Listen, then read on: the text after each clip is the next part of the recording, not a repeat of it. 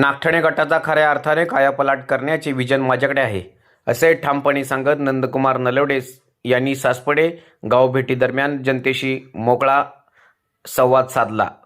सासपडे गावात पोहोचताच नागरिकांनी उत्स्फूर्त प्रतिसाद देत आपली दुःख, समस्या आणि अपेक्षा थेट मांडल्या.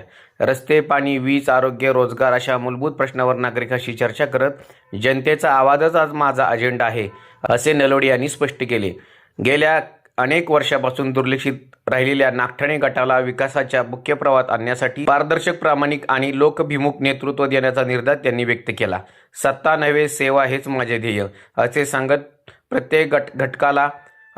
प्रत्येक घटकाला सोबत घेऊन नागठाणे गटाचा चेहरामोहरा बदलण्याचा विश्वास नंदकुमार नलवडे यांनी जनतेला दिला आहे.